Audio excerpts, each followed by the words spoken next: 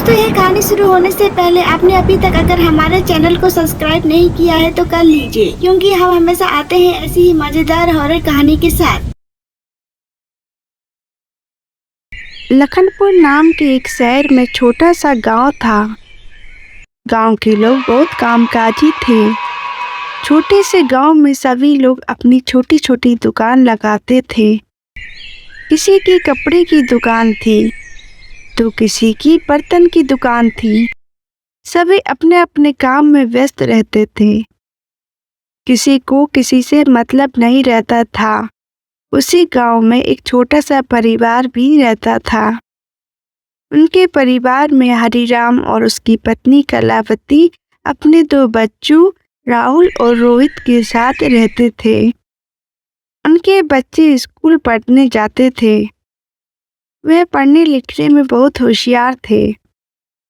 राहुल पढ़ने में होशियार था और वहीं रोहित खेलकूद में होशियार था। हरिराम कपड़े की छोटी सी दुकान लगाता था और कलावती उसकी मदद करती थी। छोटा सा परिवार बहुत ही हंसी खुशी से रहता था। हरिराम के गांव से कुछ ही दूर एक जंगल था। उस जंगल में एक खंडर हुआ करता था। गांव वालों का कहना था कि जो भी इस खंडर के आसपास से गुजरता था उन्हें अजीब अजीब सी आवाज सुनाई देती थी। एक दिन की बात है, हरिराम और उसकी पत्नी कपड़े बेचकर घर वापस आ रहे थे। उन्हें आते समय रात हो गई थी। वही उसी जंगल के रास्ते से आ रहे थे जहां पर खंडर था। जब वे उस जंगल से आ रहे थे तो उन्हें रास्ते में एक अजीब अजीब सी आवाज सुनाई देती है। उन आवाज को सुनकर वे दोनों बहुत डर जाते हैं और डर के मारे जल्दी जल्दी अपने घर आने लगते हैं।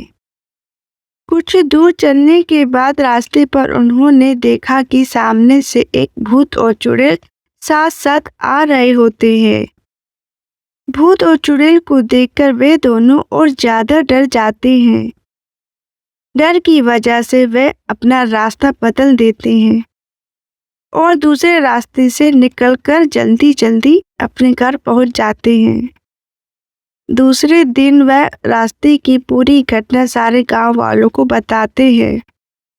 रात की बात सुनकर सारे गांव वाले सतर्क हो जाते हैं। उस घटना के कुछ दिनों बाद हरिराम के 2 लड़के राहुल और रोहित अपनी मौसी के घर जाने की जिद करते हैं। उनकी मौसी का घर गांव के बाद दूसरे गांव में था, इसीलिए हरिराम उन्हें जाने के लिए मना करता है। लेकिन हरिराम अपनी पत्नी के कहने पर उन्हें जाने की इजाजत देता है। हरिराम उनसे कहता है, तुम अपनी मौसी के घर जाने के लिए कल सुबह समय से निकल जाना, लेकिन शाम होने से पहले घर वापस आ जाना। राहुल और रोहित दूसरे दिन सुबह अपनी मौसी के घर जाने के लिए निकल जाते हैं। कुछ घंटों के बाद वे अपनी मौसी घर पहुंच जाते हैं।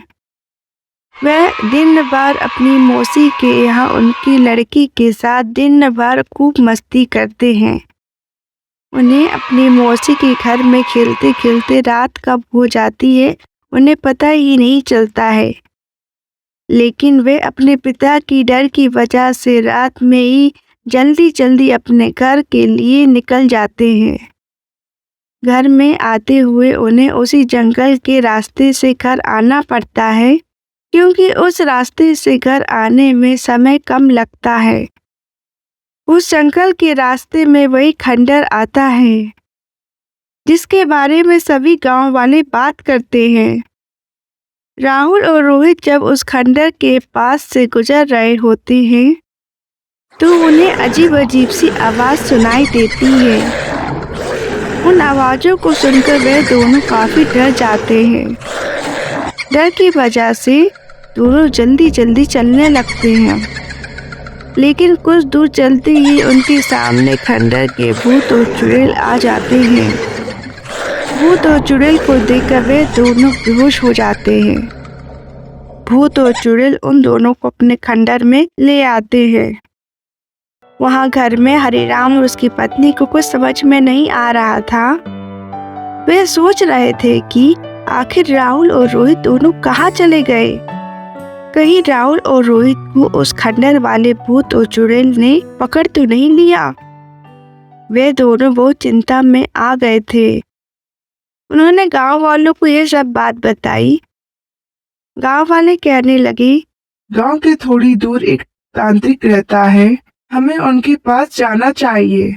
वे अपनी शक्ति से तंत्र मंत्र के जरिए पता लगा लेंगे कि बच्ची कहाँ है। हरिराम उसकी पत्नी गांव वालों के साथ तांत्रिक के पास गए। उन्होंने तांत्रिक को सारी बात बताई। तांत्रिक कहता है, मैं तंत्र मंत्र पढ़ता हूँ, देखता हूँ कि बच्ची कहाँ है। तांत्रिक अपने मंत्र का उच्चारण करके ध्यान लगाने लगा। उसे पता चल गया कि बच्चे उस भूत और चुड़ैल के पास ही हैं। उन्होंने गांव वालों को बताया और कहा, बच्चे उस भूत और चुड़ैल के पास ही हैं। तुम सब मेरे साथ चलो, हमें वहाँ उस जंगल के खंडर पर जाना होगा। वहाँ भूत और चुड़ैल छोटे छोटे बच्चों को कैद में करके अपनी शक्तियाँ बढ़ाते हैं। चलो सब जल्दी चलो। गांव वाले और तांत्रिक उस जंगल के खंडर पर पहुंच गए। तांत्रिक ने अपने मंत्र बोलना शुरू कर दिया। तांत्रिक की आवाज सुनकर भूत और चुड़ैल दोनों सामने आ जाते हैं। तांत्रिक ने कहा, बच्ची कहाँ है? भूत और चुड़ैल कहते हैं, बच्चे हमारे कब्जे में है, हम उन्हें तुम्हें नहीं देंगे। तांत्रिक को गुस्सा आ गया और उसने कुछ ऐसा मंत्र पढ़ा कि दोनों भूत और चुड़ैल घबरा गए। तांत्रिक ने अपने मंत्रों का उच्चारण करना शुरू कर दिया, जिससे भूत और चुड़ैल वहीं जलकर राख हो गए। उसके बाद दोनों बच्चे हरिराम और कलावती को वापस मिल गए। भूतिया चुड़ैल कामनी। मंगलपुर गांव में बहुत से परिवार रहा करते थे। गांव के बीचों बीच एक कच्चा मकान भी था। उस मकान में श्याम अपनी बीवी और अपनी एक छोटी बहन के साथ रहता था। श्याम की छोटी बहन का नाम नंदनी था। श्याम की गांव के बाहर एक छोटी सी दुकान थी। उसकी पत्नी घर का सारा काम संभालती थी और उसकी छोटी बहन स्कूल जाती थी। नंदनी पढ़ने में बहुत ही होशियार थी।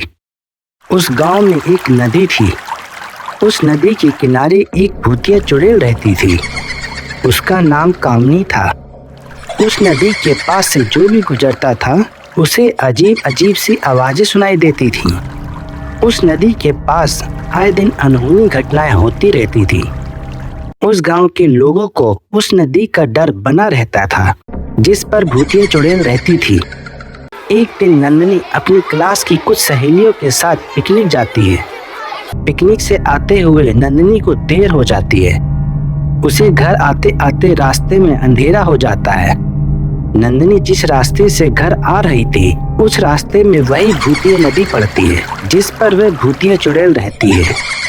जब नंदनी उस नदी के पास से गुजरती है तो उसे अजीब अजीब सी आवाजें सुनाई देती है, जिस वजह से वह डर जाती है। कुछ दूर चलने के बाद वह भूतिया चुड़ैल नंदनी के सामने आ जाती है। हा हा हा हा हा, आज तो मेरा शिकार खुद मेरे सामने आ गया है। उस चुड़ैल को देखकर नंदनी बहुत रोती है और चुड़ैल से कहती है, मुझे छोड़ दो, मुझे जाने दो, मुझे अपने घर जाना है। वह डर जाती है और चिल्लाने लगती है, मैं तुम्हें नहीं जाने दूंगी, मैं तुम्हें खा जाऊंगी। नंदनी के घर में उसकी भैया भाभी गांव में इधर उधर उसको ढूंढने लगते हैं, पर नंदनी का कहीं पता नहीं चलता है। नंदनी के नहीं मिलने पर वे बहुत डर जाते हैं। वे अपने गांव के लोगों को बुलाने लगते हैं। गांव के सभी लोग उनकी आवाज सुनकर एक जगह इकट्ठा हो जाते हैं और उनसे कहने लगते हैं, क्या हुआ, आप लोग इतने घबरा क्यों रहे हैं? श्याम और उसकी पत्नी सभी गांव वालों को बताते हैं, अभी तक नंदिनी स्कूल से घर नहीं आई है। वे स्कूल की तरफ से अपनी सहेलियों के साथ पिकनिक गई थी, लेकिन इतनी रात हो गई है, वे अभी तक घर नहीं आई है। उसके साथ की सभी सहेलियां तो अपने अपने घर पहुंच गई हैं, लेकिन उसका कुछ पता नहीं है। उनकी बातें सुनकर सभी गांव वाले कहते हैं, कहीं वे उस भूतिया नदी की तरफ से तो नहीं आ रही थी, जहां पर वे भूतिया चुड़ैल कामनी रहती है। गांव वालों की ये बातें सुनकर श्याम और उसकी पत्नी बहुत डर जाते हैं। वे गांव वालों से मदद मांगते हैं और उनसे पूछते हैं कि अब क्या करा जाए। गांव वाले कहते हैं, गांव के बाहर एक गुफा है, उस गुफा के अंदर एक तांत्रिक रहता है। हमें उस तांत्रिक के पास जाना चाहिए और उससे मदद मांगनी चाहिए। ठीक है, हम सभी तांत्रिक के पास चलेंगे। सभी लोग तांत्रिक के पास जाते हैं। वे सभी तांत्रिक के पास पहुंचकर उसे सारी बात बताते हैं। तांत्रिक उनसे कहता है, चलो मुझे उस नदी के किनारे ले चलो, जहां पर वे भूतिया चुड़ैल रहती है। तांत्रिक और सभी गांव वाले उस नदी के किनारे पहुंच जाते हैं। तांत्रिक अपने मंत्रों का उच्चारण करने लगता है। मंत्रों की आवाज से भूतिया चुड़ैल को बहुत गुस्सा आता है और वह तांत्रिक के सामने आ जाती है। तांत्रिक मंत्र और तेजी से पढ़ने लगता है। भूतिया चुड़ैल बहुत जोर जोर से हंसने लगती है।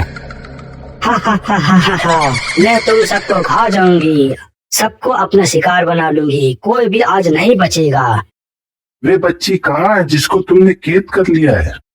मैं उस बच्ची को नहीं दूंगी, मैं उसे अपने पास ही रखूंगी और उसे धीरे धीरे खाऊंगी।